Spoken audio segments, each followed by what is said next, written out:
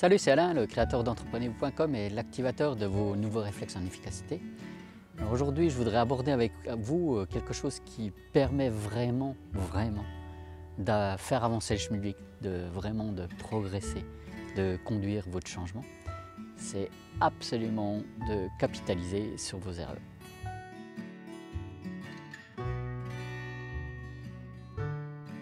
Ce que vous pouvez déjà faire en un, c'est apprendre à reconnaître vos erreurs.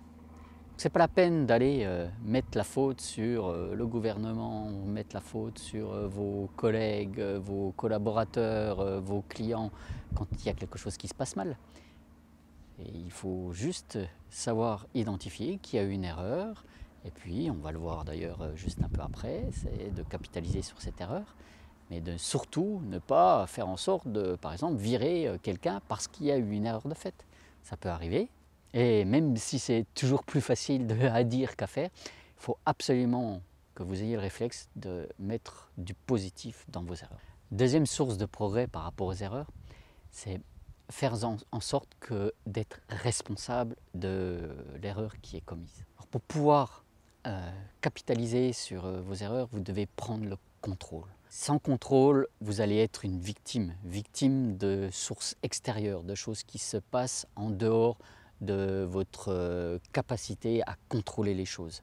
Et donc, dans ce cas-là, vous ne pouvez pas être responsable. Apprenez à prendre vos responsabilités, apprenez à prendre la responsabilité et donc le contrôle. Ça va vous permettre d'être en capacité, s'il y a une erreur, d'être à même d'être au courant de ce qui s'est passé et de mener les actions qui vont bien pour justement ne plus reproduire ces erreurs.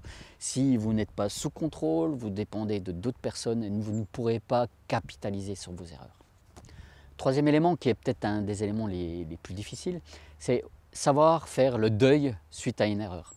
Il se peut que, je sais que par exemple j'ai des amis qui ont perdu toute leur entreprise suite à une erreur monumentale, stratégique. Voilà, donc ils ont tout perdu. Et bien sûr, dans ces cas-là, cas extrêmes, on va dire, parce qu'il y a plein de dégâts collatéraux par rapport à une erreur, tout ça devient ensuite difficile psychologiquement, moralement, de passer outre. Faites en sorte de faire ce qu'on peut appeler le deuil de ce qui s'est mal passé, de façon à continuer à avancer. Vous n'allez pas être bloqué là ad vitam aeternam parce que vous avez choisi un mauvais partenaire, parce que vous avez choisi par exemple un mauvais outil. Certes, l'erreur peut être préjudiciable financièrement, émotionnellement, psychologiquement. N'empêche qu'il faut continuer à avancer. Ensuite, en 4, je voudrais m'appuyer sur ce que disait Alexandre le Grand, à savoir ce qui ne nous tue pas nous renforce. C'était quelque chose de ce genre-là.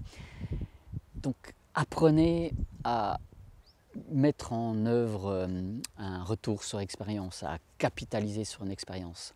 Il n'y a rien de tel que de faire des bilans, je le dis assez souvent, mais c'est surtout quand on fait des erreurs qu'on peut apprendre le plus de ce qui s'est passé pour ne pas reproduire ensuite la même erreur et donc reproduire les mêmes effets.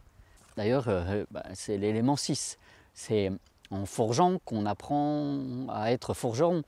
C'est quand vous êtes cassé la figure, comme moi certainement, en apprenant à faire de la bicyclette, c'est parce qu'il y avait des erreurs, des manques d'équilibre et autres, mais c'est parce que vous êtes remonté un jour tout de suite là sur votre bicyclette que vous avez appris à faire du vélo. Plus vous allez attendre longtemps après une erreur pour vous remettre en action, pour refaire quelque chose suite à une erreur, et plus vous allez avoir de l'appréhension, de la peur de reproduire cette erreur. Donc faites en sorte, quand vous faites une erreur, si c'est possible, de tout de suite vous remettre en action et de refaire quelque chose qui va vous permettre de remonter sur votre cheval ou sur votre vélo, de façon à ne plus être en appréhension sur une erreur potentielle. Et le 7, ça rentre dans la capitalisation. Quand vous faites des erreurs, changez ensuite de comportement. Je crois que c'est Einstein qui disait quelque chose du genre La folie, c'est de vouloir faire toujours la même chose, de reproduire les mêmes actions en pensant que le résultat va changer. Non. Donc, si vous ne changez pas de comportement, si vous ne changez pas de façon de faire, obligatoirement, l'erreur que vous avez produite a une très forte probabilité de se reproduire en menant les mêmes actions, en menant les mêmes comportements. Donc apprenez à changer de comportement, apprenez à conduire votre changement. Donc j'espère que vous avez apprécié cette vidéo. Si c'est le cas, n'oubliez pas de presser sur le petit pouce là pour la liker et de la partager. Bien sûr, si ce n'est pas déjà fait, abonnez-vous à ma chaîne YouTube. Et en attendant de se retrouver très vite, soyez efficaces, passez à l'action et surtout, changez votre vie. Allez, on se retrouve très vite. Ciao, bye.